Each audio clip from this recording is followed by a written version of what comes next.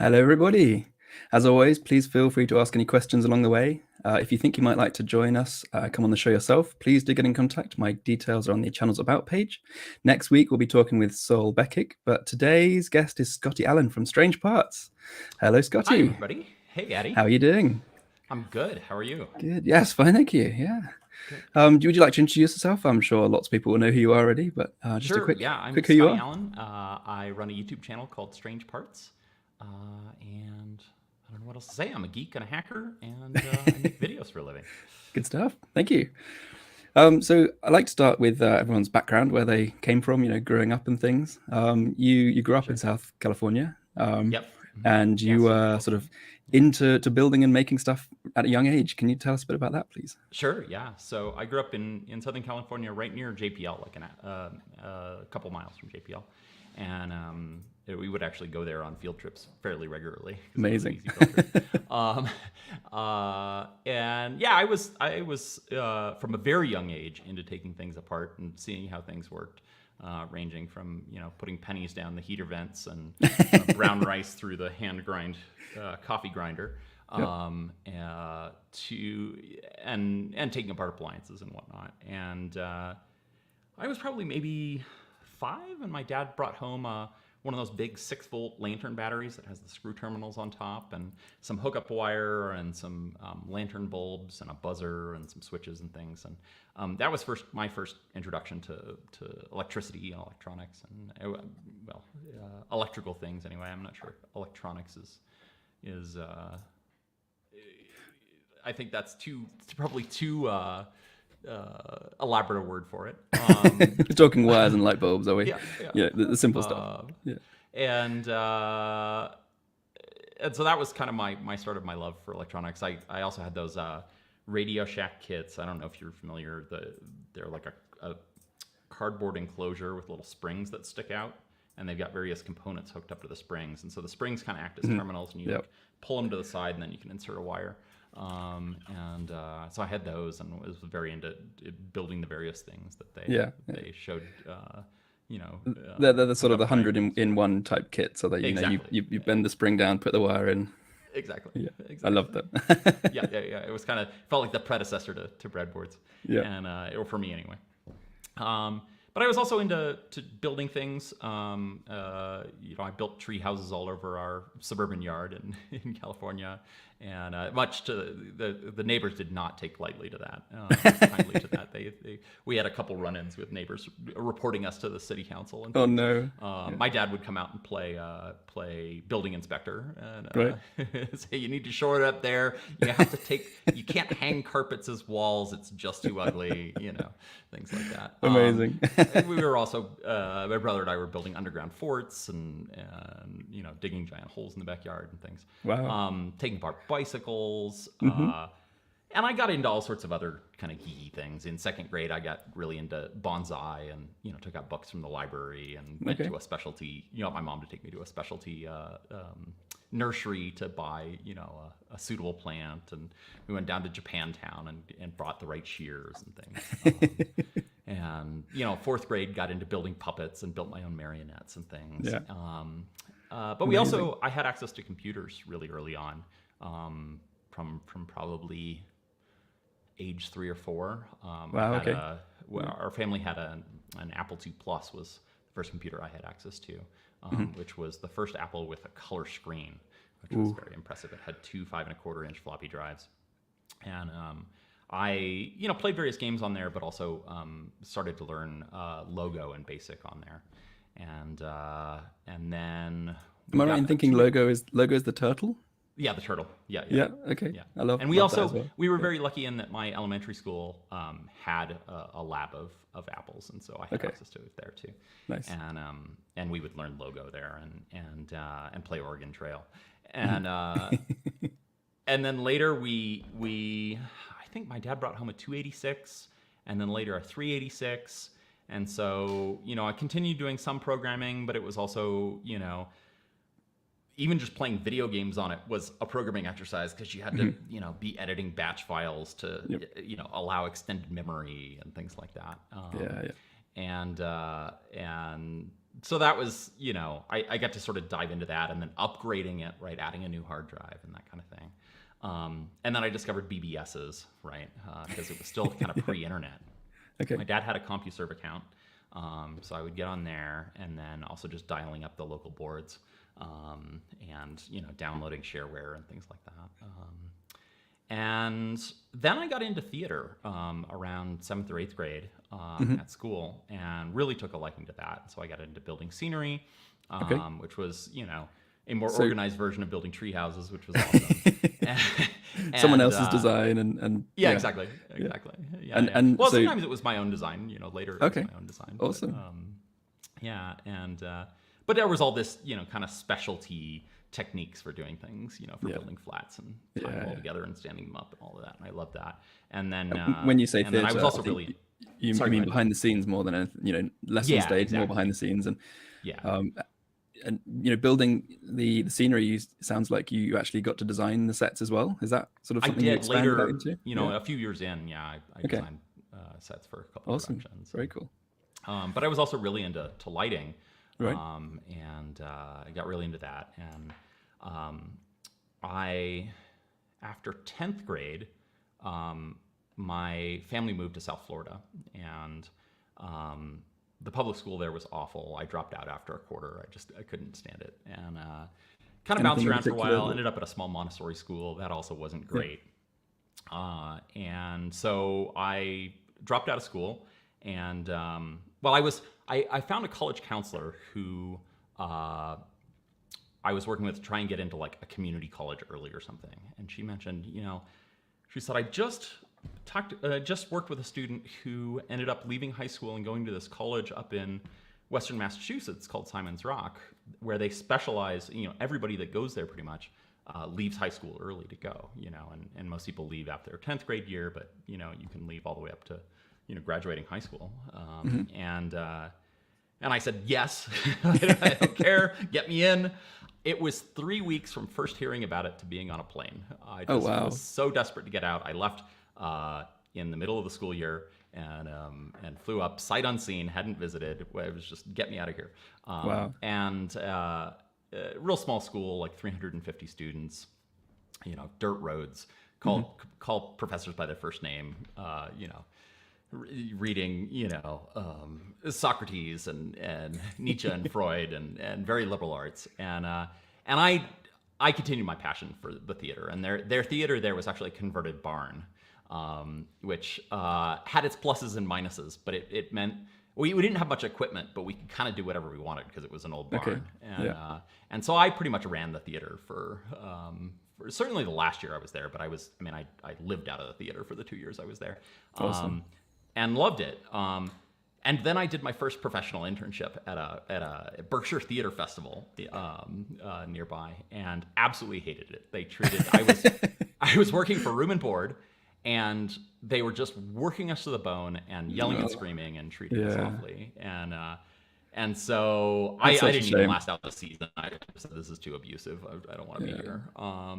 And really gave me second thoughts about wanting to continue with theater as a career. And I went back to South Florida and kind of bummed around for 6 months, and when what am I going to do? I went back up and visited some friends at college, and I ran into the provost, who had been instrumental in me getting in. It was the only other time I'd talked to him. And he said, you're into computers, right? He said, what are you doing right now? And I said, I don't know. I'm kind of looking for what I want to do next. And he said, well, why don't you go down to New York City? There's some Simon's Rock alums that have started a company called Intelligenesis, and they're making artificial intelligence, and they're looking for some interns.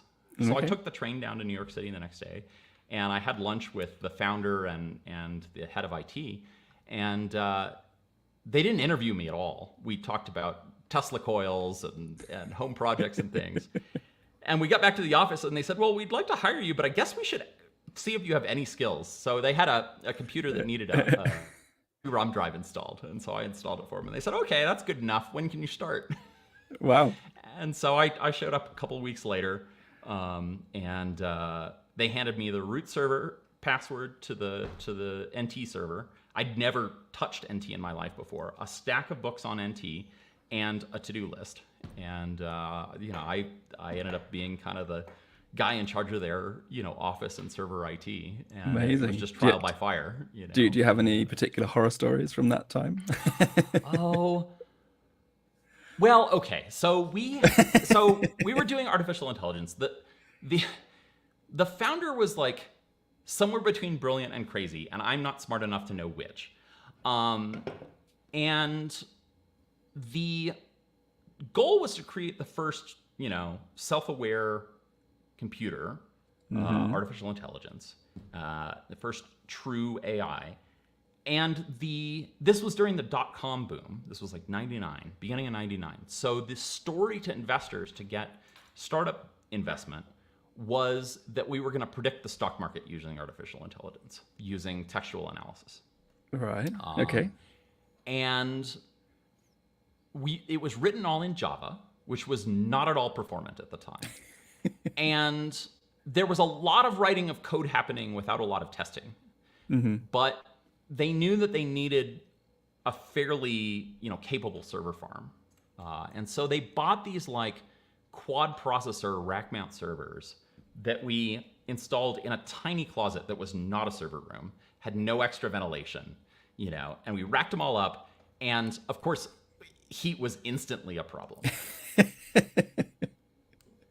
And so I don't think we ever were able to run it at full capacity. The temporary solution was to order an exhaust fan on Grainger and install it into the ceiling of the server room so that it just sucked all the hot air and dumped it into the office. Oh no! But it was a very like fly-by-night, seat of our pants sort of thing. The company ended up folding in the end. It was way too ambitious an undertaking for the amount of investment they had, and it whether or not the artificial intelligence ideas were good, we were just running up against the issue of like we couldn't, both operationally and just the reality of computers at the time, there wasn't enough horsepower to do what they wanted to do. So and even today, we still haven't quite cracked down as far as we're aware, at least. Exactly. The AI that's self-aware and things. It's right. It's that. We're still, Ben, the founder, is still at it. I haven't checked in on him in a couple years, but he keeps taking the same ideas and moving them from company to nonprofit to academic, whatever. Oh no! It's kind of his life's mission. So, but I only was there for 9 months because 9 months in, one of the guys that I had managed when I was running the theater in college, who was the same age as me, we were like 19, 20, came to me and said, "I'm running all of the networking and systems infrastructure for a nationwide company called Vantis, which later became HQ Global, which later became Regis, like a full service office suite provider. And I need another system administrator, and I know you and you're smart, so come work for me, and I'll pay you double what you're making now." And I, being 19 or 20, living in New York City, I was like, sold.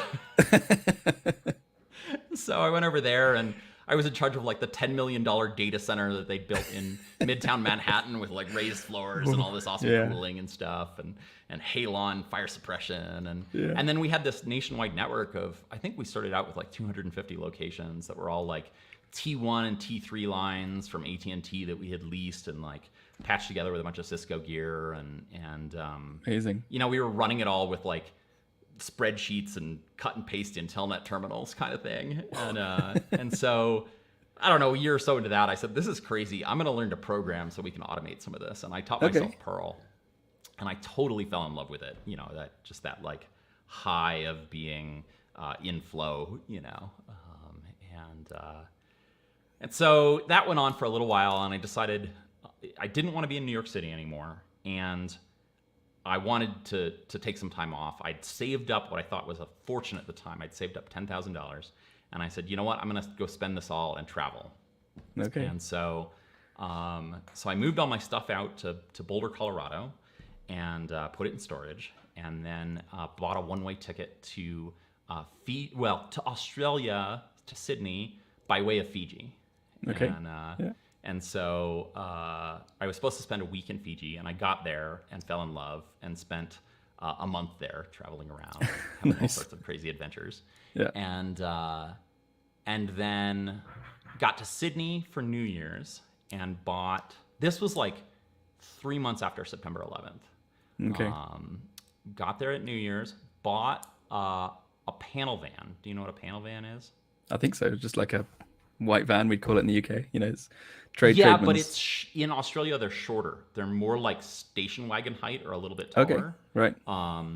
With 2 doors that open in the back. And I had Yep. bought it from some other backpackers in King's Cross in Sydney. And they had put a futon in the back and had some camping gear and stuff. Oh, nice. And nice. and so I spent 5.5 months driving that around Australia. I think the highlight was I ended up doing willing workers on organic farms, WOOF, on a cattle station north of Tennant Creek, and I stayed there for a Amazing. month and Yeah. herded cattle and helped with branding and fixing barbed wire fences and stuff. So got to be Amazing. got to try my hand at being a cowboy for a month, Yeah. which was pretty fun. It was Did really you use a fun. lasso? I did not. I did not. We didn't need to rope any cattle. Okay. We did work cattle, but we worked it all in the yards. Right. And so they had gates and things Yeah, sure. gates and the squeezers for the calves. So, Okay. but I did get to see they brought in what they call ringers for roundups, which is basically like cowboys for hire that just come around and all they do is roundups Right. and branding and things like that. And I did get to see one of the ringers have to use a barrel to work a bull that refused to get out of the pen it was in. And Wow. so he went in and did the proper bullfighting, rolling the barrel kind of thing. So that was pretty exciting. Yeah. Very neat. And then flew from there to Southeast Asia and spent 9 months in Southeast Asia, traveling around. And that culminated in, I spent a bunch of time in Borneo. I worked replanting coral for a while, for like 6 weeks in Kota Kinabalu in the harbor there from replanting areas that had been fish bombed. And then it culminated at the end, I bought a bicycle for $120 in Vientiane, Laos, and made my own panniers out of bags I got at the market. And I cycled for 2.5 months down through Laos, all the way down into Phnom Penh, and then Phnom Penh out to Bangkok. And that was, a trip within a trip of a lifetime. I ended up seeing all sorts of things I wouldn't have seen any other way, and ended up in places that I had no reason to be there other than that I was traveling by bicycle, which was really awesome. Was that by yourself or with people myself, or someone? Yeah. Okay. Yeah, by myself. And how did you find it? Just being, on the road and on a bike on your own? I mean, it was amazing. Probably quite freeing in a way. And when you're backpacking around, you typically see just the cities and the tourist attractions because that's where the transport lets you on and off, right? Yep. So you go to one city and then you take a bus to the next city. And so you spend most of your time in the cities, and the time in between is very short, and it's out a bus window. Or in the case of Laos, it's out out of the side of a truck because they don't really run buses. They didn't have much paved road at the time, so it was a lot of like riding in the back of pickup trucks and stuff. Cambodia too. But on a bicycle, it's the exact opposite. You spend a small amount of your time in the cities and the rest of your time in between the cities. And so you get to spend a lot of time where people haven't really had tourists come through. There's little to no English spoken. And it's totally different because people aren't used to interacting with travelers. And so they're as curious about you as you are of them. Sure. And so that was really fun. I really had some pretty amazing experiences. I ended up in villages that had never had a white person visit before. And the kids had never seen a white person. And so the adults had gone to town and stuff. And so I have to admit that the language barrier would be massive concern for me. How did you manage that? I learned a little bit of Lao, enough kind of survival level. Lao and Thai are pretty similar, so I already knew a little bit of Thai. My theory on languages for that kind of travel is that you really don't need that much to get by. You need your numbers. You need how much is that? That's too expensive. That's your entire bargaining system right there. And then you need things like where is a hotel? Do you have a room? Okay. And if you're reading it from like a book or notes you've taken and your pronunciation's rubbish, is it just good enough and they kind of get by?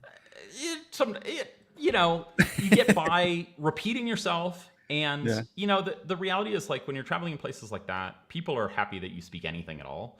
And so they're going to work with you, right? Yep. And it's my experience in China and other places as well. Europe and South America, less so. There's an expectation that you speak. Europe, it's kind of, most people speak English. In, like, Yeah. Central and South America, if you don't speak Spanish well, you get a very different reception. And then just, like, being willing to make a fool of yourself with pantomime goes a long way. And drawing pictures and whatever else. One of my prized possessions, probably the most important thing, maybe other than the bicycle, was a paper map. And this was like pre-cell phone, and the map was even really with my cell phone. lifeline. I think that paper maps are just still super critical if you're going to do that kind of journey, aren't they? Totally, absolutely, absolutely. But there was no, like, looking up where I am on GPS. No, exactly. Right, Yeah. and there was no, like, the guidebook doesn't cover in Lao doesn't cover, like, a random guest house out in the middle of nowhere that no traveler would go to, right? It's not comprehensive. So the ability to spread out, what would happen is I would cycle a ways, and then I would stop at, like, a roadside stand for lunch or something, and or I would just stop under a tree for lunch, if there was no roadside stand. And inevitably, people would just kind of emerge from the fields and show up to check out what I was doing. And they thought I was totally crazy. If I could afford a bus ticket, why was I on a bicycle? But even if they didn't speak English, I could pull out the map and I could point at places, down the road where I was headed and say, is there a guest house here? Is there a market here? And so that was the way I would sort of collect information. And having the map was crucial because it was sort of this, like, talking point.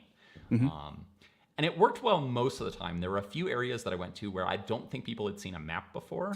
I was going to ask, and I didn't want to started getting crazy answers. And so it was always the case that you had to, like, ask multiple people and kind of average the answers. Right. Don't I just never take the first trusted one you what a get. single person taught me. Yeah. Told that one me. sounds good. Let's trust that. Yeah, right, exactly. And there were a few times, like, the map had a road on it that didn't exist and turned into like a single track dirt trail for a long, long way, which turned into quite an adventure. I guess at least you're on a bicycle, though. Yes, exactly. Amazing. So, that was just a trip of a lifetime, but the whole way, really, not just the bicycle trip, but the whole 16 months that I was on that side of the globe, I was spending time in internet cafes. I would reach a city and I would just, like, hole up in an internet cafe for hours and hours and hours at a time, and I was still writing Perl because I was just addicted to that feeling of being in flow and that dopamine rush. Right. And it became clear to me on that trip that I really needed to pursue a career in programming and get away from system administration. And so my last week, I rode all the way to Bangkok, and I sold the bicycle, and I was, like, down to, like, I don't know, I was down to, like, maybe $1,000, I think was my emergency money, which might have been before I bought the plane ticket home. But I was kind of waiting on my flight, and I found a site, I think it was Scriptlance, which was sort of a precursor of a precursor of a precursor to something like Upwork. And I got a job for $5 to fix someone's PHP script. And I went, and $5, like, to put this in context, $5 goes a long way in Southeast Asia, or did at the time. In Laos, I was typically spending, it was hard to spend more than $10 a day. Right. Because, like, I was getting a guest house room for, like, $1, right, typically. A really expensive one would be $5. And, a meal was $1, a giant liter bottle of beer was $1. Like, and there just wasn't that much to spend money on. So very quickly the gears got turning, and, I fixed this script in an hour or two. It wouldn't have taken many of those to keep myself afloat. So I told myself, well, I'm going to go back to the US and regroup. I was pretty homesick by that point. I was pretty ready to go home. I'm going to go back, regroup, hang out with family and friends.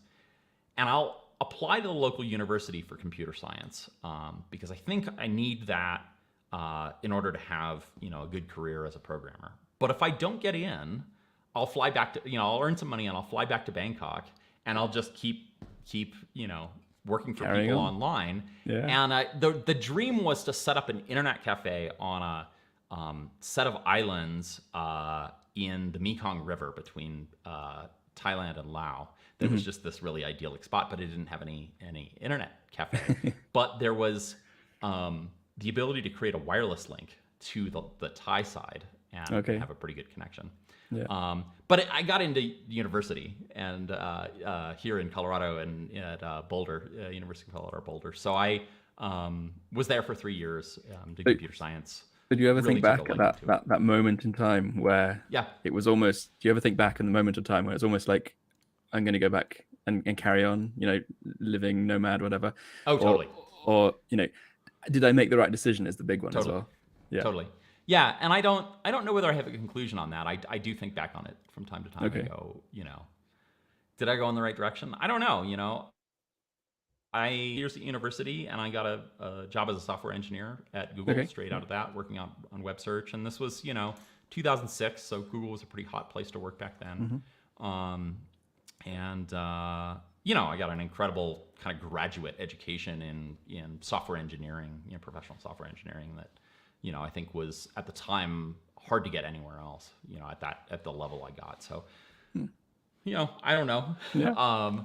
I do feel like it steered me towards a more like corporate kind of funded startup path that was Okay. not right for me in the end. Right, right. So, what would have happened had I stayed on my own? I don't know. I'm sure everyone's got those forks in the road where it's sort of For sure. the what ifs, and For I always sure. like to have a think about them. But For anyway, sure. yeah. For sure. Okay, so So- now you're at Google. Yep. I worked on web search. I worked on the GWIS, which is now no longer in use, but it was the Google Web Server. It was the web server that generated the HTML that serves web search and the homepage. Okay. And at one point, it served maps and some other stuff. And then it talked to all the backends that generated the search results from the query and stuff. And so that was interesting. It was my first time working on software at scale, and it's the scale that Google operates at is pretty bananas. Yeah.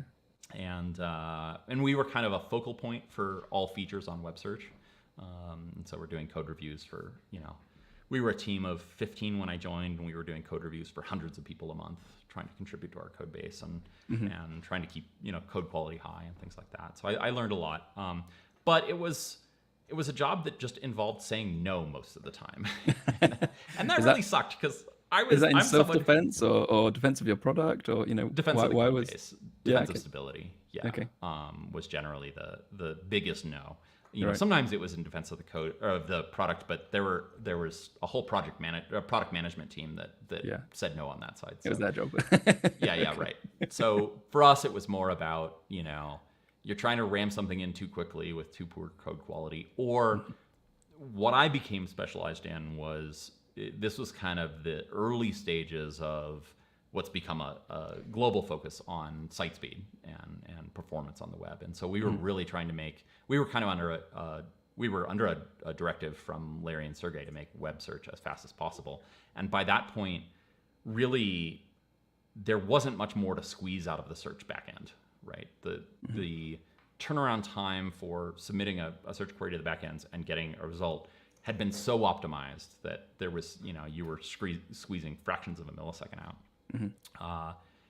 But there was a lot of low-hanging fruit in the HTML we were serving, and so a lot of the saying no was people trying to ram in way too much JavaScript or way too much CSS or something like that. And so I worked on Interesting. things like Google Suggest. That was a labs experiment for a long time, and the big blocker on it was that they just had too much code, and they were adding too much code to the homepage, and it was taking it was causing the homepage to take a lot longer to load. And so I learned a lot, and I was kind of at the forefront of, we were doing a lot of sort of experimental things to try and make web search faster. Things like, this is a long time ago, and it makes less sense now, but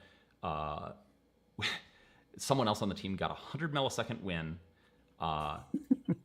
by, which is is a lot in web search terms at the time. Yeah, it's right? massive. By changing the search button that you click once you've typed your search query in from on click to on mouse down. No. Because the average mouse click is 100 milliseconds. No, I don't like that. But it turned out like for the Google search use case, there are a lot of cases where you wouldn't want that behavior, but for the Google search use case, you're not really going to change your mind on pressing that button. Yeah. So once you've hit mouse down, you're good to go. Oh, amazing. And so we were doing things like that. You know, I did a lot of work on how we could track clicks on links faster, because that, you know, slows down then the next, you know, the result, the page you're navigating to takes that much longer to load. And but at the end of it, I decided, you know what, like a lot of this is code review and analysis and arguing with people, and like none of those things I really enjoy. And so I looked around at Google for another team to join, and it was just site speed as far as the eye could see. You know, that was the big focus of the company at the time. And so I left to join a startup that was founded by one of the people I used to work with at Google. Stayed there for a little while, went to another startup, and then really realized that I needed to start my own company. And I part of the catalyst for that was reading Tim Ferriss's 4-Hour Work Week, which you know, people have strong opinions about. It was very it was had a big impact on me.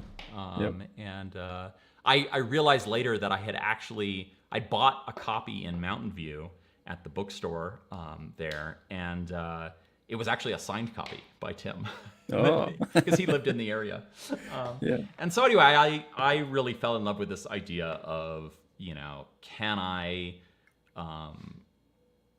create income streams that are at least somewhat passive and allow me to travel? Because I really wanted to get back to traveling in Asia and things like that. And working a job at a startup or at Google, like, you just don't get very many weeks off a year in the US, you know.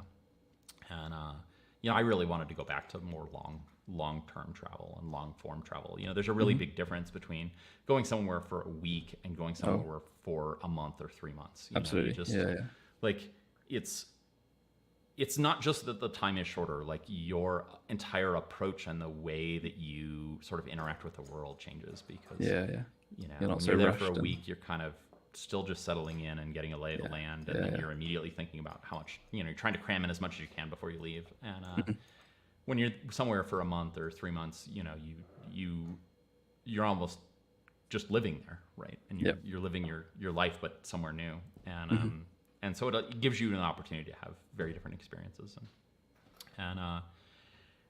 And so I left my job at a startup and vowed to myself that I would never work for somebody else again, and I would never work in an office again.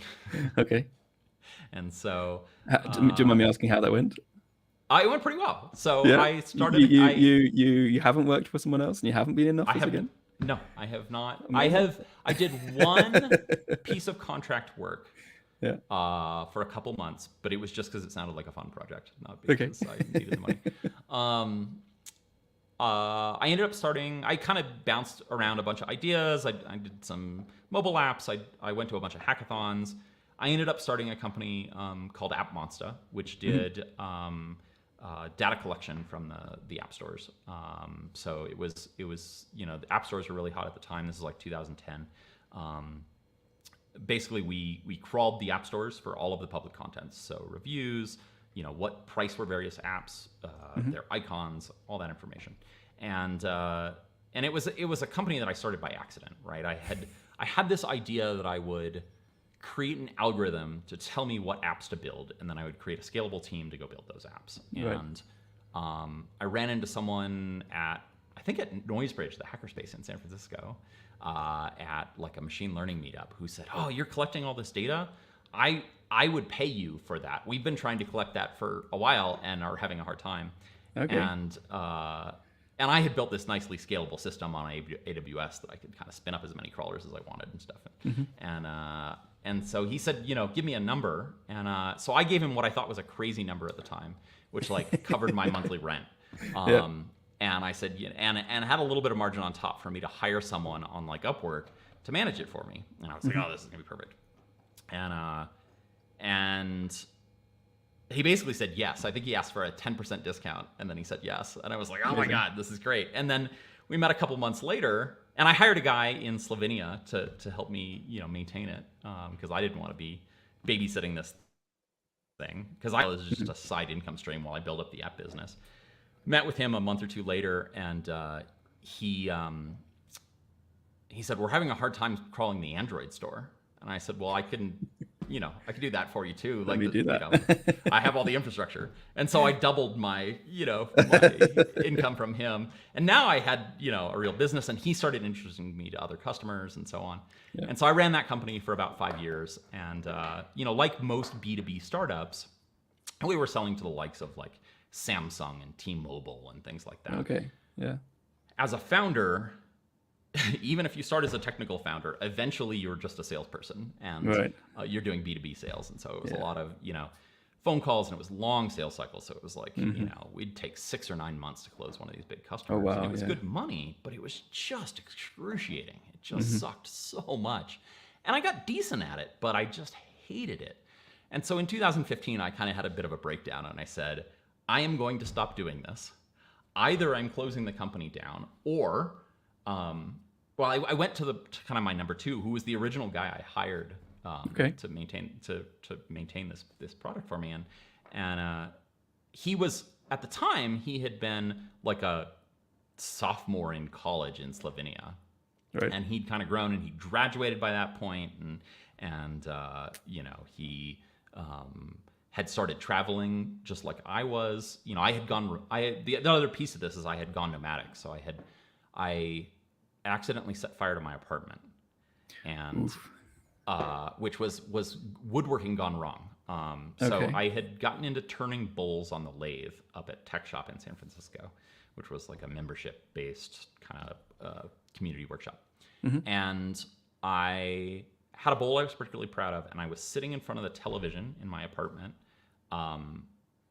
finishing it with boiled linseed oil. And boiled linseed oil comes in one of those like metal cans that things like acetone and things like come in, but it's an oil, like a vegetable oil, right? So, and you just wipe it on with a rag, and I didn't think anything more of it. I threw the rag away in the kitchen trash and went to bed. And I got up the next morning and like smelled a little bit of smoke, but I thought it was the guy with the leaf blower outside. And I went to a lunch meeting, and I came back an hour later, and there were fire trucks everywhere, and I didn't. The apartment didn't burn to the ground, but it was pretty smoke damaged. Wow. And there was a hole in the roof where they had chopped a hole, and there were hoses everywhere, and so it was this really interesting thing of like, it was super traumatic, but everything I owned was varying levels of smoke damaged. So it was all for the most part recoverable. Like I lost my couch and a few other things, but I didn't need to throw away a lot. I could have recovered everything. But all of a sudden, it went from, when you move, it's easier to just put something in a box than to think about whether you should get rid of it. Yep. When you have a fire and you have smoke damage, all of a sudden the equation shifts just enough. Okay. Yeah. That now it's easier to throw it out. It's more effort to keep it. Yeah, exactly. Okay. And so I got rid of a ton of my stuff that I just said, I don't need this anymore. And I put the rest in storage. And I went nomadic. It was kind of the like trigger that allowed me to do that. That was the dream from reading for our work week. And so, I started traveling more or less full time. I would kind of, I would say at the time that I was orbiting San Francisco, right? I had this storage unit, and I would, come in for a month at a time, and then I'd head off to Asia for a few months. And so 2015, I stopped running the company full time, and was kind of looking for, I hung out for a while and just kind of recuperated from that, and then was looking for my next adventure, my next entrepreneurial adventure. And I found my way to Shenzhen, China, because I thought I wanted to start an electronics company. I wanted to get back into hardware. I'd always, tinkered with it as a kid. And it was kind of the early stages of like IoT, right? IoT wasn't really a phrase yet, but that was kind of the idea I had in my head, was like hardware plus software equals something interesting. Yeah. Right? So just for context, you as a child, you'd played with like 6-volt battery and wires and lamps, and maybe a little bit more advanced than that. And then you've done a lot of software. Yeah. And now you're kind of thinking, I want to play with And the I've electronics. done more. a little Is that right? dabbling in like Arduino and things like Okay, that. okay. Right. Okay. You know, I've done some more advanced electronics projects, Okay. but nothing professional. Right. Sure. And so, you know, I had heard sort of through the nomad rumor mill that Shenzhen was the place to be if you wanted to make electronics. Sure. And I found a blog post, two blog posts. I found one by Ian Lesnett of Dangerous Prototypes, who'd held one or two hacker camps at that point, where he'd invited people into Shenzhen and kind of showed them around for a couple days. And then I think Evil Mad Scientist Labs, have I got that name right? Sounds right. Yeah. They had done a trip and had posted some things. Okay. And so I ended up going with Mitch Altman on his hacker trip to China. Was kind of the straw that broke the camel's back, and it was a good introduction to just like, how do you travel in China? And I was feeling pretty good about myself until we crossed up across the border from Hong Kong into mainland, because I'd traveled all through Southeast Asia. I'd ridden this bike. I'd done some like things that were fairly hardcore as far as traveling goes. Yeah. And I got to mainland and I went, oh, I'm not in Kansas anymore. Like this is one of the hardest places to travel I had ever been. If not, so what was the big difference? Why was it so? So there was difficult? pretty much zero English spoken. Okay. Which even in Laos, like if I spent the night in a village, eventually the one person in the village who spoke English would turn up to practice their English, and I could ask all the questions. Right? In Shenzhen, that was just not the case. Like just everywhere you went, and there was just not very many travelers there, right? So there was very little that catered to anybody who wasn't a Chinese citizen, and so. That coupled with like no English on signs, everything in Chinese characters, right? Whereas in like Lao, there was still a fair amount of English signs and things like that, so you get around. Yeah, okay. And just every step of the way, like it was just, there were a lot of hoops to jump through as a foreigner. Like to buy a train ticket is harder as a foreigner, like, getting cash out, getting a SIM card, you have to have a phone on you at all times with like a translate app and with a map, because you're just screwed without it. Right. It's like if you hop into a taxi, like unless you have the address written down in a way that the taxi driver is looking for it, there's just very little chance you're going to get to where you want to go, because you have to like not only say where you want to go, but also to kind of describe where it is. Yep. Okay. And so even now, like I speak some Chinese now, there's a limited set of places that I can get to in a taxi, because I either have to have the address written down, or it's something that I've like practiced how to tell the taxi driver to get to. Amazing. Kind of thing. And so there's just, it's almost like being in like a RPG, because you sort of get XP over time in China, and you unlock different capabilities, of like, oh, now I can take a taxi. Oh, but I can only take it to a place I have the business card from. And then you kind of level up in taxi, and you like, okay, now I can get to the border because I know how to tell them to go to the right border station, or now I can tell them to go to this, this subway stop, right? Things like that. That's hilarious. I love the way you've expressed that. And there are a bunch of things like, so you have a magic decoder ring, right? Which is your phone, which can unlock all of these cryptic sayings around, which is like, it's years and years of study to be able to read Chinese, because you have to be able to read each individual character. Yep. There's no phonetics or anything. You can't, even if you know how a word is pronounced, you have no idea what the character looks like, right? It's learning to speak and learning to read are almost two completely separate skills, right? And for each individual word. There's a few exceptions. I mean, there are some word roots and things that you can kind of work on, but like it's pretty high. Even that's pretty high level. And so, everywhere you look, there's kind of side quests, right? Like you have this decoder ring that can, if you translate the sign on that building, maybe it's got something really cool in it, right? But you don't. Waiting for the glowing. Default, you don't know. Yeah, exactly. And so, and the markets are just this labyrinth of side quests, right? Of just, it's endless corridor after corridor after corridor. And the more you explore, the more cool things you find, right? And so, but it takes, I don't know, it took me, 6 months or a year to like fully know my way around the markets and have some idea what I might find in each place, Okay. And if I went back now, it would be all different, right? Because it changes constantly. Okay. So... So I spent 3 weeks with Mitch traveling around China, and then I just immediately flew back to Shenzhen when his hacker trip was over, and and fell in with Ian and the kind of hangers on from the previous hacker camp that were there. Okay. And so people would go out to Chinese barbecue and beer pretty much every night, and share war stories. A lot of people were doing manufacturing or exploring the markets and kind of just share what they had found that day. It was kind of constant hacker show and tell. And so I was just learning I was just a sponge, kind of absorbing all of this information about manufacturing and electronics and the markets in China. And it was just, it was geek heaven, right? And I was like tagging along with people on factory visits. Like Ian was making things, and he would invite me along to go visit his factories. And so factory visits is something that I'm intrigued by, because in the UK, if you were like, can I come see a factory? You'd need to be, I think, probably like an actual customer. Like, I am in the process of building a thing for you.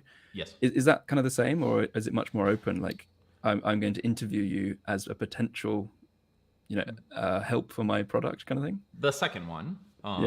You would go out and visit a factory before you decided to work with them. Sure. Right? Because working with a factory is a fairly big commitment. Yeah. It's not. I guess we're talking different scales thing. as well. So I typically work much smaller scale than the mass production. So maybe it's different in that sense. Some of the guys that I was hanging out with were having PCBA run type projects that were 100 pieces. Okay. So probably not well out of the reach of what you're doing. Okay, interesting. Part of it is that one, in Shenzhen there are just tons of factories, right? Yeah. There are heaps competition, of I guess, factories. drives the yes, come and have a look. Yes. So there are, a PCBA factory can be quite small, right? It could be, only have a handful of employees, and, and there is generally the attitude that what might start out as a small customer might turn into a large customer. And it would be all, as a open source hacker, it's always the story you tell of like, I'm doing 100 now, but if this goes well, it could turn into 1,000, which could turn into 10,000. And I have friends who, have built large businesses that way. Okay. And so, it is very typical to go out and visit a factory. The dick move is to pretend that you're building a product when you're not, and you just want to go see the factory. Yep. Okay. And I really advise against doing that, because the factories really roll out the red carpet some of the time, and they'll spend half the day cleaning up for your visit. They'll take you out to a fancy lunch, and it can end up being one, very awkward, and two, just a giant waste of time for them. Right. And so you need to be careful, particularly as a tourist there, to not kind of overstay your welcome, because it actually affects the ability for people who do want to come there and manufacture, who are small hobbyists like us, to get factories to engage with them. So there's there's still a lot of goodwill there, but we want to keep it that way. Sure. So, but I was tagging along with other people to their factory visits, and so that was really the perfect way to do it, because they had a legitimate reason to be there, and I totally didn't. But I was just having a blast, and so in the process of that, I was starting to shoot some photos and video on my cell phone of cool stuff just to show friends, and then I bought a point and shoot, like an RX100 Sony point and shoot that did decent video, and was playing with that. And was talking with one of the other hackers that I was hanging out with, and we were lamenting how we had a love-hate relationship with How It's Made, the TV show, which is that, like, being able to see inside factories is awesome, but How It's Made is so, like, they don't include any of the interesting details, right? It's all these just glossy wide-angle shots of factories. It's super that quick don't actually as well. show you what's happening, right? Exactly. Yeah. And it's some crappy narrator and crappy electronic soundtrack that just doesn't tell you anything. It sort of says like, well, here's the step in which the thing is made, and you're like, but how? Show me more. Wait, slow down. And if you go to the factory and you start asking the right questions, you hear all sorts of great war stories, and you get to see what happens when a battery catches fire in the battery factory, or which you're never going to see on How It's Made. So we kind of got the idea of, what if we made a competing thing. And so we borrowed a video camera from one of the other hackers and went out to a friendly factory that was working with a couple folks doing PCBA. And we shot the video that now, I forget the title of it now, but it's the inside a small Chinese PCBA factory, which I have this big long biker beard, and I released it much later on the channel. But we shot that, and I edited that together and kind of sat on it, and then got distracted by some other shiny things. And then one night at barbecue, a person from out of town came in, and she had been walking through the markets that day, and she said, I walked through the cell phone markets on my way to the main electronics markets, and there are all these parts there. I think maybe you could build your own cell phone from parts in the markets. And it was this part of the markets that was just so opaque, because it was like, it was like LCD screens as far as the eye could see. And there's no signs that any of us could understand. And we didn't really understand, like, why did this exist and what was going on there. And when she said, maybe you could build your own cell phone, and she had bought a couple parts and stuff in the markets. And I was just like, that's a really good idea. And then she didn't do much with it. And as far as I could tell. And so 9 months later, I was like, that's still a good idea. I'm going to try it. Okay. And, she was only there for a week or two. And so, I just kind of set off to figure it out. And I said, I was still looking for a new business. And I said, what is the product out of this, right? And I couldn't really figure that out. And so I was like, well, I'll start by, Ian had done this really nice job of just creating all of these like free blog posts, and he had been doing video at some point, and it was this really nice like foundation for dangerous prototypes, the Bus Pirate and all these other products, and it was just kind of free marketing for him. And I was like, well, that's smart, and like there's no limit on how many people can do that, right? Like I'm not gonna step on his toes. So I said, well, why don't I start filming this as like a vlog series, right, of like trying to build my own cell phone. And it was just this giant rabbit hole that I dove down, right? And I spent months in the markets, running around trying to figure it out and filming things, and the deeper I got, the more interesting it got. And I was, over barbecue, I was basically like, how like stand-up comics will go to the comedy club to like work on new jokes and kind of like workshop them. I was unknowingly doing that at barbecue every night. Okay. So I was telling and retelling the story of like building my own cell phone, right? Yeah. And all the new discoveries I was making. And I was refining the story to the point that towards the end, as I was starting to edit the video, the story was like starting to run ahead of me, and like people had heard it before I'd even talked to them. Okay. and it was getting to the point where it was like captivating to people who weren't into electronics, right? Who were just, and I was like, okay, there's something to this. Yeah. And I ended up, rather than doing a series, someone said, well, why don't you, because I never edited a major video before, and I had 100 hours of footage, right? Which is just astronomical. Huge, for, something for YouTube, right? That's like roughly the amount of footage that like a Hollywood production would shoot for a feature film, right? Okay. Interesting. And though theirs is scripted and mine was a lot of, kind of run and guns type stuff, so it's different, but it's still a mountain of footage to dig through. Someone said, well, why don't you make a trailer first? And that turns out that's the wrong order. You don't make the trailer first, you make the trailer second. But it turned into this like essentially half-hour long TV program length, which is like 23 and a half minutes with ads, thing that I just kind of kept polishing and polishing and polishing, and showed it to various people and got feedback and stuff. And so, I thought, okay, this thing has legs. I will be completely blown away if this gets 100,000 views, right? So I like put it up there, and I posted to Hacker News and Reddit, and I emailed a couple reporters and was like, I did this thing. Here's the video. Your readers might be interested in this. And like, not a lot happened in the first 12 hours, right? Like, it immediately fell off of Reddit, fell off of Hacker News. Like, yeah, okay. And then somebody reposted it to Reddit later in the day. I had posted it too early. Timing, yeah. When are people awake and all that? Yeah. And it rose up to the top of the video subreddit, and then it appeared on the homepage, and it rose to the top of the homepage, and it just sat there. And then the reporters that I had emailed started checking their inboxes and started writing articles.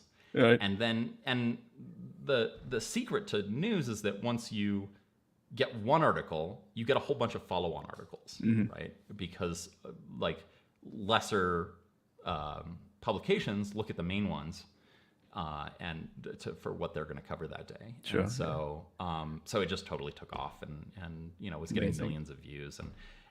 And the crazy part that I didn't expect was that I was getting recognized on the street in Shenzhen in the markets because it had also gone viral on WeChat. Someone had copied it to WeChat. And so at one point I got this panicked message from the only vendor in the video that I did not blur out, because I was like, how could they possibly get in trouble for appearing in this? They sold me screws for an iPhone. And I was like, how could this possibly be a problem? And they were panicked that their faces appeared in it.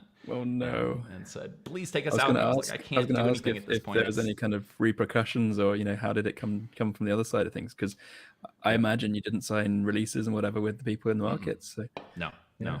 And not everybody knew that I was filming in the markets. A lot of people didn't, just because of the nature of it. Cameras are kind of frowned upon in the markets, and so I was working very, very hard to do it as ethically as I could. Right, I didn't want to get anybody in trouble. I didn't want to cause any problems. But I also wanted to tell this story, and I knew if I came at it with a big camera and got in people's faces, that I wasn't going to get anywhere. And so. That was certainly a learning lesson, was just blur everybody in the markets. Like, how did the guy with the screws go? In the end it was okay, and they were understanding. That's good. And I just said, I can't really do anything. And he said, well, it'll be okay. As far as I know, they didn't face any repercussions. And then there's been one other repercussion, which is supposedly, and this is like rumor mill and stuff, there's a back alley I show in that video that was just selling like one level above garbage, right? Like stuff that is not valuable enough to sell in the markets. It's where I bought really low quality used iPhone backs, like iPhone shells. And supposedly the government came and like shut that down because they didn't think it looked very good. And that my video was the catalyst for that. Yeah. Who knows? It's hard to say whether I was the catalyst for that, or whether that was already on the agenda, or if it was already on the agenda and I kind of was just the straw that broke the camel's back. There's a lot of politics around it. One of which is that like the sellers in the markets, who pay quite exorbitant rent, like crazy amounts of rent, even by Western standards, for their little tiny booths, really don't like competing with people who are sitting in the alley and paying no rent, selling the same things. And so there's pressure from multiple angles. Interesting. Those sellers ended up moving other places, which I won't say publicly. If I meet people in China, I'll sometimes tell them if they're clued in enough to be respectful. I will tell them where it's gone, but I've gone out of my way to not show where it moved to, because it's clear that they really don't want to be seen now. Absolutely fair. We just want to kind of keep it on the DL. China's one of those places where appearances matter a lot, and so the government is happy to kind of let things be as long as they're not ruining appearances. And if you shine a light on something, it can trigger all sorts of funny things. So that build a cell phone from parts project was a little bit of a success, shall we say? Yes. and morphed and turned into or became part of Strange Parts. And I mean, that was the first video on Strange Parts. Did you come up with a name for that video? Was it in that order, or I came with amazing. I had the video edited, and actually one of the things that delayed releasing it was coming up with the channel name. Okay. Perfect. Awesome. So we won't talk too much about Strange Parts, but Jason, I'm not sure if he's still here. You said I owe Scotty a huge thanks for his A Boy in a Microscope video. Oh, awesome. I'm really glad to hear that. I've heard from a number of people who have bought that microscope and really found. I have to admit, it tempted me as well, but I've not done anything about it yet. You should consider it. It's I don't know if you've worked with an optical binocular microscope for soldering. Not for a long time, but anyway, one of the best purchases he's ever made. There you go. That's awesome. Yeah, I'm glad to hear that, Jason. Yeah, that's fantastic.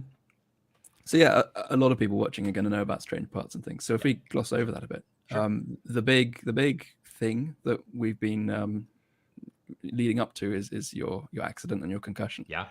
Yeah. You happy to talk a bit about that? Sure. Yeah. Yeah. So I guess starting with how it happened, where you were, what you're doing, Yep. etc. Yeah. So I was down in Texas, in Dallas, at my friend Greg's warehouse, who was one of the people, probably the person who's taught me the most about manufacturing. I met him in Shenzhen. And he runs a company called Rev Robotics that supplies parts to first robotics teams. So the high school robotics competitions. Yep. And he was in first in high school and has coached first teams forever, and so he saw an opportunity to make some better components and parts and stuff for those teams. And so he it would have been early 21, I guess, said, by the way, I'm fielding a Battlebots team to build a robot for the TV show Battlebots. And I said, that's awesome. Can I come film the process of you building it? And he said, Okay. sure. But do you just want to be on the team? And I said, sure. And he said, well, let me ask, the rest of the team members. And they said, sure, we'd love to have you. So I helped them put together an application video, and we kind of used some of the Strange Parts brand to make sure that we were accepted to the competition. Awesome. Yeah. And then I went down there and hung out for a few weeks, kind of at a critical point in the build process where I felt like I could get the most on camera of the process of building a BattleBot. And right at the end of my time there, weight is a big thing in BattleBots. You got to be under 250 pounds, but you want to use as much of that as you possibly can. So we were weighing our robot, and I was getting out a pallet scale, which I had, when I'd gotten there, I'd brought another project down to work on because they were only working like nights and weekends on this, and so I needed something else to do during the day, and so I brought down another robotics project, which has not aired yet for an entirely different set of reasons I won't get into. Sure. But that project just kind of went sideways. But when we were setting up kind of an area to film in their warehouse, I had taken their pallet scale, which is like, the size of a regular pallet you drop a pallet on, which is like made out of metal and stuff. And I tipped it up and slid it against the wall in between that and a pallet rack. And when I'd slid it in there, this like 2-inch aluminum pipe fell out. And I didn't think too much of it. I kind of crammed the pipe all the way back up in there, and I shoved the pallet scale in and didn't think much more of it. Well, when I went to go pull the pallet scale back out, the pipe came out again, right? Tipped over, and it hit me in the back of the head. And I knew pretty much, it didn't knock me out or anything, but I knew pretty much right away within about 10 or 15 minutes that I'd had a concussion. I'd had one concussion previously about 5 years earlier from a fairly mediocre hang gliding landing. And that concussion had taken me about 4 months to recover from. And so I went, okay, like generally the more concussions you get, the longer it takes you to recover. I was like, okay, like might be in this for the long haul. Went and got a CT scan at the ER, and they said, no evidence of brain bleeds or skull fractures or anything. So I was like, okay, well, I'm just going to wait this out. And do you mind me asking how you feel like you knew? Was it sort of the typical signs, or was it just kind of that gut feeling that something? No, I was experiencing like, a splitting headache, and like my vision was all wonky, and I was like really foggy headed, and that like foggy headed plus concussion plus kind of vision issues is like pretty distinctive. Okay. I'd had months of that before, so I was like, okay, like I know what this is. I know where this is headed, and hopefully it's short-lived, but we'll see. Yeah. And the common advice that you hear, like when you go to the emergency room or whatever, is rest. Right. It turns out that is not very good advice for a concussion. It's about 30 years out of date. Interesting. You are supposed to rest, but for the first 24 to 48 hours, and that's it. Right. And you'll hear things like you're supposed to be in a dark room, you're not supposed to go to sleep, you're not supposed to watch TV or read or go on any screens. You're not supposed to exercise. Like, you're not supposed to be around loud noises. It's been dubbed cocoon therapy, right? Which is just like be in a dark little cocoon until it gets better. Well, that is not state-of-the-art concussion treatment. Interesting. For the last 30 years. That's this is one of those things where the media at large really don't help, because and licensed doctors will still give this advice, including people who that's not claim good to as be well. concussion experts. Oh wow, okay. Hang on 1 second. Yeah, sure. Not quite sure what. I will mute him for a second. I'm gonna have to figure out how to make that not happen anymore. But Yeah. so the new advice is rest for 24 to 48 hours. Right. And then you need to start working the brain. And it's don't go overboard. Don't make yourself so symptomatic that you can't function at all. Mm-hmm. But you need to start going for walks. You need to start, trying to get back to normal life. Okay. And taking it easy, but not as strict as rest, in inverted commas. Yeah. Right. Because the problem is you can kind of get into this space where your brain just kind of gets stuck. And one of the biggest dangers is that you get areas of the brain that have decreased blood flow. Right? Mm-hmm. And then those parts of the brain just kind of don't heal properly and also are not functioning. Right. And so you end up getting this thing called post-concussive syndrome. And post-concussive syndrome is really just a fancy word for you got a concussion and it didn't get better. Okay. And the diagnosis is, do you still have concussion syndrome or concussion symptoms? I think it's 3 months after your accident. Wow. Okay. And so, I was in a pretty bad way. Like I had been living, or I was living in New Mexico at the time, and I had driven down to Dallas. I had to get someone to come drive down and get me and my truck. Yep. And I couldn't. Hang on 1 sec. Sure. I'll be right back. Should I mute you again? Yeah, there you go. Apologies, everybody.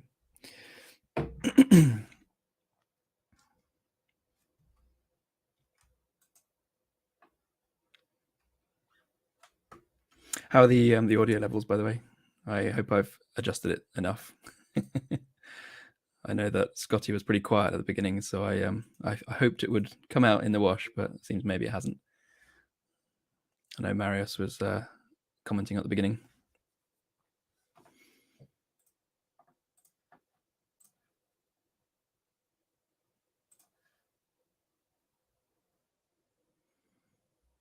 Hey, sorry about that. No worries. I have Alexas all over the shop, and someone in the house is trying to reach me. And I thought I had them all on Do Not Disturb, but I need to test that more. Oh, dear. So I think what they're saying is that Ambrose the dog, who I lived with on the reservation in New Mexico, is here. He's coming to visit. So nice. So where was I? Concussions. So yes, I was in a pretty bad way. Like I couldn't drive mm-hmm. safely. I couldn't. Is this kind of a doctor says no, or is this a I'm saying no situation? Like I was not safe to drive. Yeah. But this is something that you put on yourself. You admitted yourself. Yeah. You decided. Yeah. It wasn't like enforced by the doctor, effectively. Well, the doctor kind of said, don't drive if you don't feel like you're safe. Okay. Right. Yeah. I also couldn't ride in the passenger seat with my eyes open because I was like getting motion sickness and like headaches from that. I couldn't make decisions like the simple question like should we stop at this exit or the next exit was like sending me into a panic. Right. It was bad. Like I couldn't really read, like the words were all jumping around, right? Mm-hmm. Like. And this is after how long from the actual accident? I mean, this was right away. Right. Okay. And it kind of, that went on for like months at that level. Right. Wow. Right? And so, it like got better kind of imperceptibly, right? But I was like, I got to the point where I could like drive, but I'd get a wicked headache, but I was like safe to drive. Things like driving at night and having all the lights shining in my eyes, like for a long time, gave me headaches. And so, I was just kind of in this like stuck place where I was like, not really, I might have been getting better imperceptibly, but like not enough Difficult to notice. Yeah. matter, right? Like I Okay. couldn't work, I couldn't shoot, I couldn't edit, couldn't be in front of a computer. And I couldn't get into a doctor. That was the other piece. Is like, Yeah. I couldn't even get like a general physician appointment in New Mexico. Just everybody was like months out, right? Like getting into a neurologist was like 4 to 6 months out. And I was like, I have like an acute injury. Need it like, now. They're like, well, we don't have any appointments. So Amazing. So yeah, I mean, it was kind of, for a while I was like, oh, I'm just going to wait it out and it'll be fine, right? Which is what I did with a previous concussion. And then eventually, like, I don't know, maybe like 4 or 5 months in, I actually moved to Colorado to get better healthcare because I just couldn't get access to it. There's very little healthcare in New Mexico. There just aren't enough doctors for the amount of people that live there. And so my dad had a doctor up here who was willing to kind of get me in right away and see me and refer me out. And so, I kind of worked with him. I got into a neurologist here in Boulder that like seemed to know the right thing. And I was like trying to do research on my own, but I like could hardly read, right? So it's real difficult. Yeah. It was really hard. Horrible right? situation to be in. Yeah, right, exactly. And so it was really kind of like I had to get well enough that I could get the healthcare that I needed, right? Because like making appointments and reading up on, what are best practices and things like that was like this kind of chicken and an egg problem. Yeah. I got into a neurologist up here who is up to date on the latest techniques, but what just was starting a new practice and was just totally disorganized. And so I started to get a little bit better from that. And then I put out the video of kind of saying that I had a concussion and was leaving the res, which I had shot like, I don't know, a month or two prior, but just had kind of sat on. I was like really nervous to talk about it. Yeah. I just wanted it to be better and like start making videos again. It have been. Yeah. Yeah. And so I put it out, and I should have done it a lot sooner because I got back just a ton of support. And two, a bunch of specific support of like, my wife's a neurologist and would be happy to, do a consult call with you, Amazing. Yeah. But also one of those people was Chance, the social media manager over at a specialty concussion clinic called Cognitive FX, which is in Provo, Utah. And they're, I had looked at them in the past. I had scheduled a call with them on their website to get a consult with them because I was considering, getting treatment there. But again, it was like booked months and months out, right? They were so backed up. There just isn't enough good concussion treatment in the world. And he said, I'm a fan of your channel and I'd really like to help you. And I think we're a good solution. And he said, let's get on the phone. And so I talked to him, and then he got me in with one of the doctors, and they said, look, we think we're a really good fit for you. Why don't you come out and we'll just give you the treatment. The treatment's not cheap. It's like $13,000 a month, right? Or a week. Sorry, you go out for a week and it's like $13,000. He said, look, we'll give you the treatment. We just want you to like shoot a video or something while you're here showing what we do. You can be completely honest, you don't have to talk us up. Just show people what it's like to be here. Yep. And I was like, okay. We kind of hemmed and hawed, and I got some help in sort of negotiating that because I didn't want to end up in a situation where I was like singing their praises and actually I wasn't getting any benefit from it. Yep. But I hired a camera guy and we went out and did it. And so it was this like 1 week intensive program. And once I got there, like I didn't have any qualms anymore. I was like, okay, these guys actually know what they're doing. But sure. But it's a little hard to tell from somebody's website. Yeah, I can imagine. So the 1 week program, is that typical? They recommend a 1 week. That's typical for them. Period. Almost nobody else does it that way. Okay. And that was part of the thing that I was like, how the hell are you going to, I've had this for, 6 or 7 months by the time I got there. I was like, how the hell are you going to make any difference in a week? Like this is, I've made, very, very small incremental improvements since, in the past 6 or 7 months. But yeah, basically and then for very bad patients with really, really bad symptoms, they'll do they'll do not a naughty 2-week program. patients. Yeah, right. Exactly. Sorry. So yeah, optionally they'll do a second week. Okay. If they think someone needs it. Yeah. And so it's 5 days of, super intensive. The first day you go in, they do a bunch of evaluation. That's, a bunch of cognitive type tests. So it's, eye tracking stuff and testing kind of intelligence test type stuff and balance and stuff like that. But also they do an fMRI, and they have developed they call it an FNCI. It's an fMRI with some pretty refined tasks that they give you while you're inside the MRI machine. So it's basically an MRI, right, of your brain that can see the blood flow. And they're taking images frequently enough, it's every few seconds, that they can see changes in blood flow while they're having you do different tasks. So they have a screen for you to look at and buttons to push, and you're being asked to do different things, right? So like, problem solving, memory, that kind of thing. And then they have a whole bunch of scans that they've done with healthy people and with people with concussions that they have some machine learning to compare to. And they spit out of that a report that says, here are 25 different like logical cognitive tasks, right? So it might be like an example of one is like nonverbal working memory, right? And they can tell you for each of those tasks, are you like within normal or out of normal? Right. And normal means,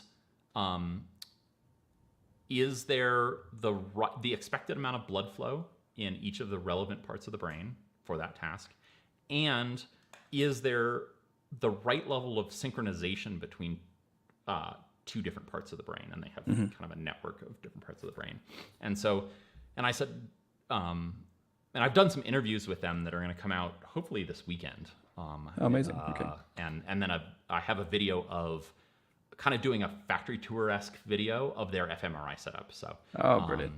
So that should come out this Saturday. And the interviews will go on the second channel, or kind of addendum content. But I asked how do they measure when two parts of the brain are in sync? And basically what they're looking for is the changes in the blood flow are in synchronization with each other, right? So that tells them something about, are those two parts of the brain connected in the right way? Working together, with the fiber tracks, and so they spit out that report, and then the entire rest of the week is essentially like physical therapy type tasks, right? So it's pushing buttons that light up on a wall while standing on one foot while someone, asks you what your favorite movie is and to describe the plot, right? Like, and it's all day long.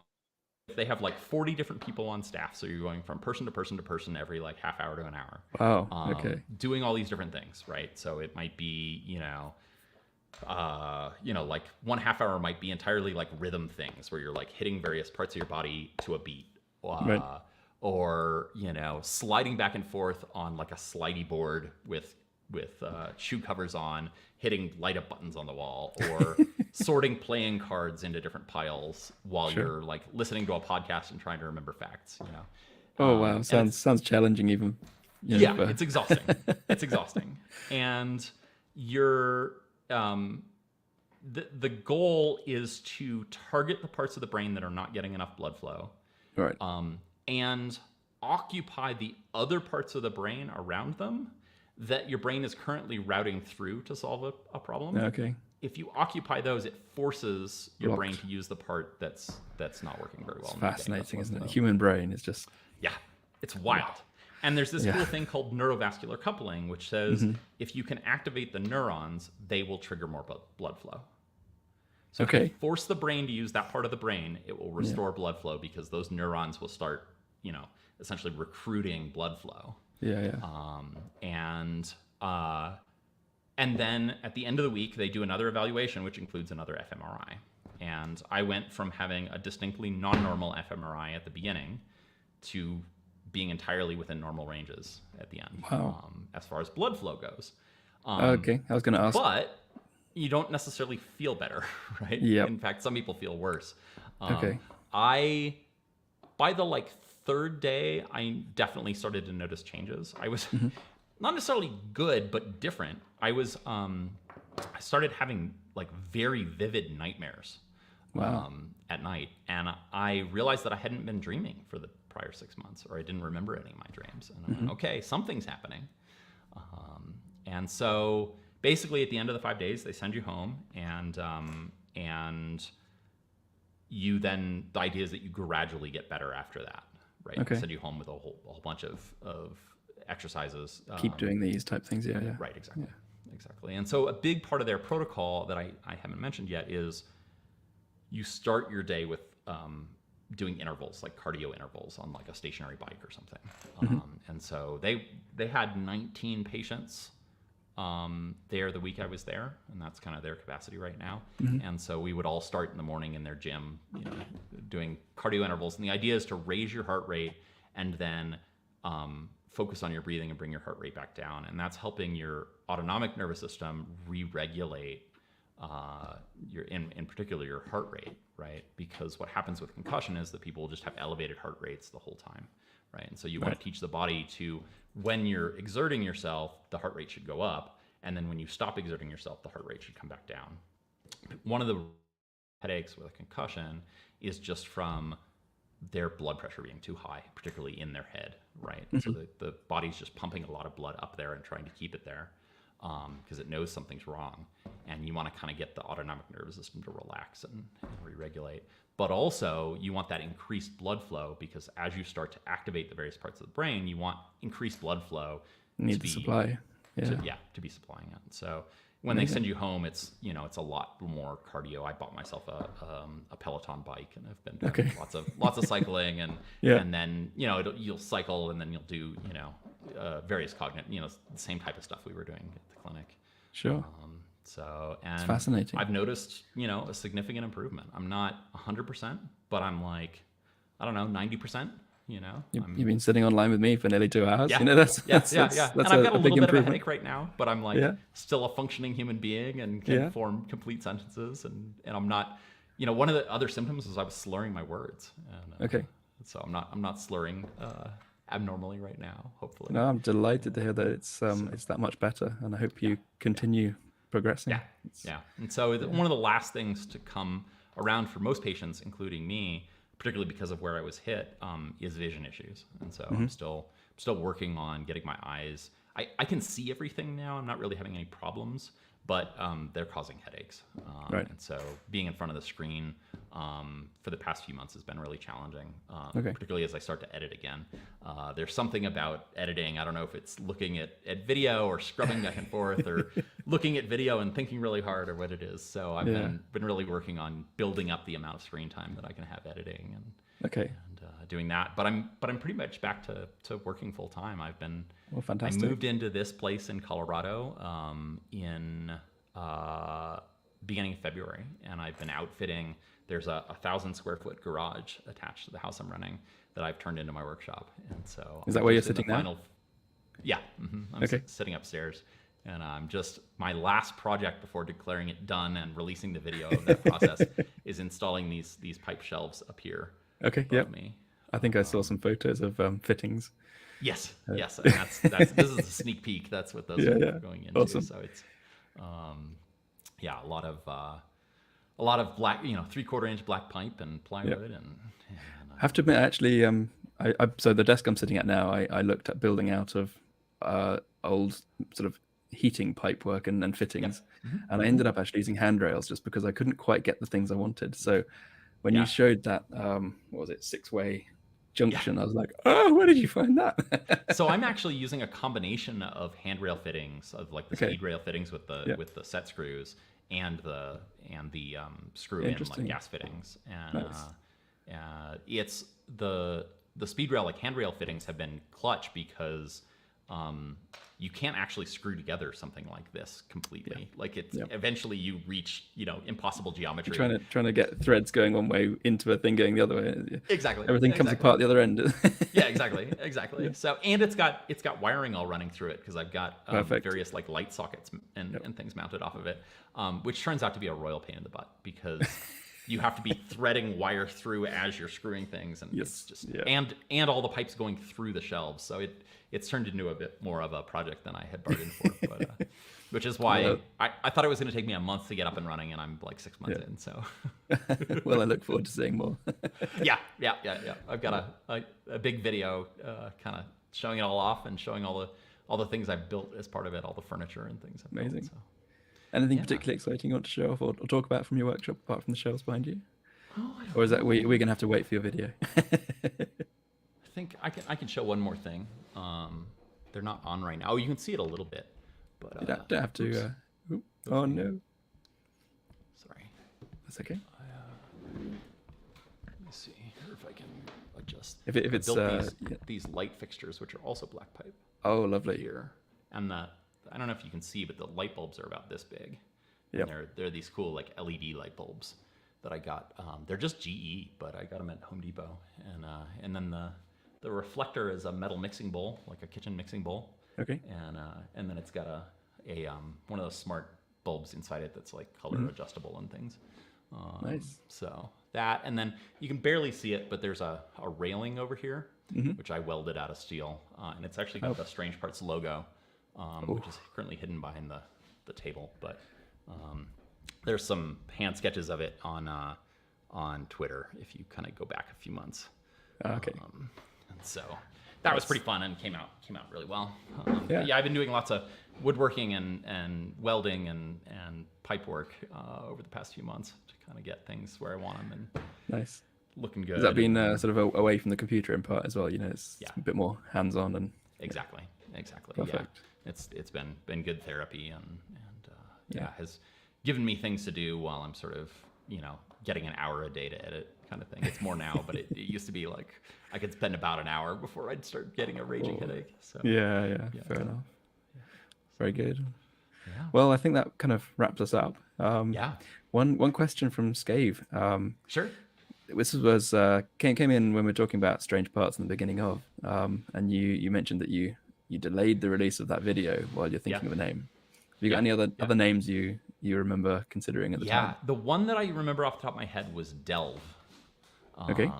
And I decided not. I actually liked that one better than Strange Parts originally. I'm quite in love with Strange Parts now, but at the time I wanted to go with Delve, but it had some like trademark issues.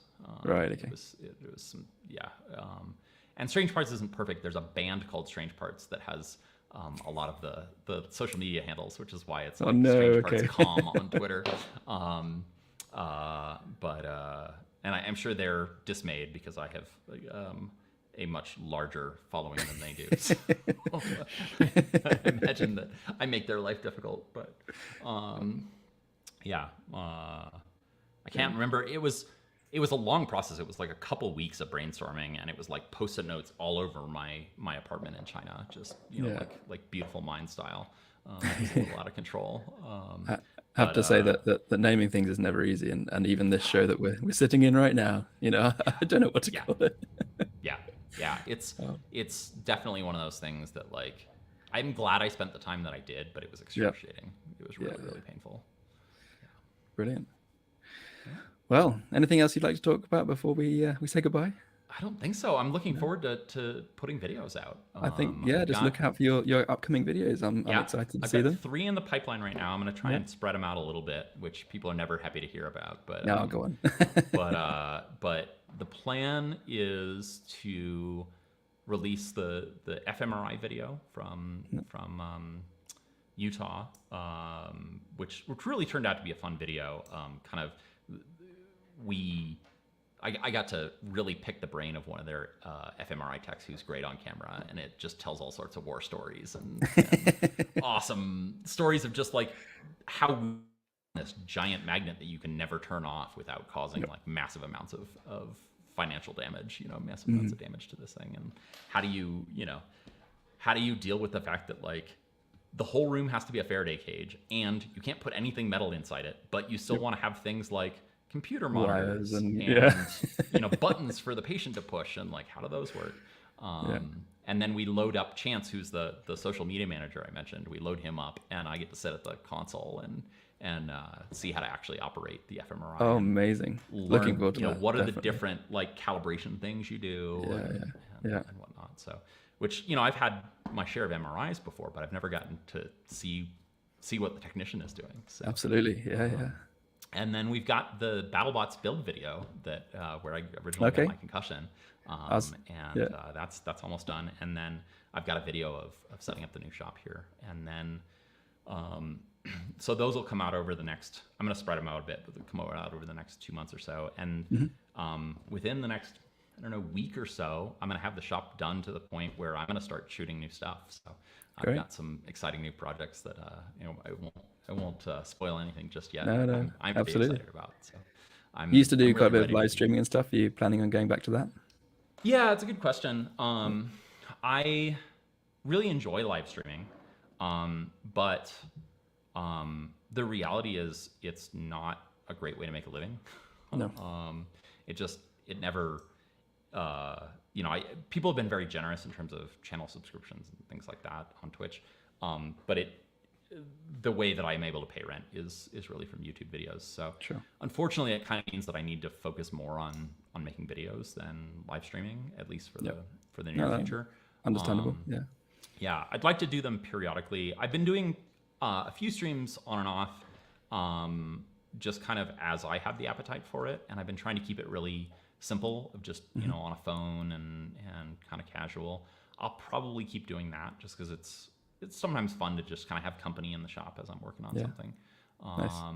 But we've been having some problems with just the technology behind that, getting it to be reliable and reasonable bit rates and resolutions and things. So I need to refine that a bit more. I have a bit of a weird connectivity situation. Hopefully this stream has been reasonable quality. And I have to admit there have been a couple of glitches in there, but we haven't lost meaning. Okay.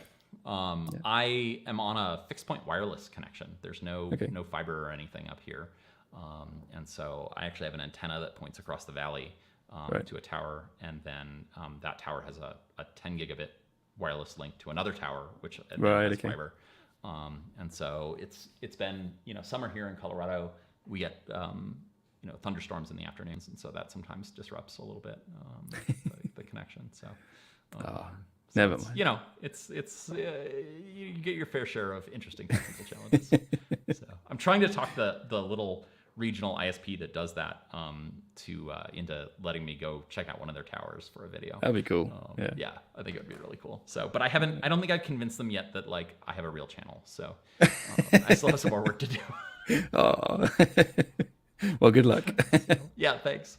Cool. Well, thank you for having me on. No, thank you so much for being here. We've run a lot longer than we usually do, but it's been fantastic hearing about your history, where you've been, how you've come up, and your concussion and your workshop as well. So thank you for being open and willing to talk about that. I think it's absolutely, yeah. It's really interesting to hear. I'm very motivated to try and pass along everything that I've learned about concussions to other hackers who might, get a head injury themselves. There's a lot of bad information out there that is directly harmful. So really want to encourage people to, make sure they're getting up-to-date treatment, because there's a lot of just really old stuff out there, and the consequences are big if you kind of sit around and don't do anything. So yeah. Great. It's a big hole to dig your way out of. Oh, well done. I think is the big takeaway. Yeah. Thank you. It's fantastic. Well, thanks. Fantastic to hear that you're coming along so well. Thanks, and thanks for having me on. This has been really fun. Yeah. No worries. Goodbye, everybody. Next week we'll be talking with Sol Beckick. But yeah, as we stand today, that was Scotty. Thank you, Scotty. Yeah, absolutely. Thank you. Thank you all for tuning in.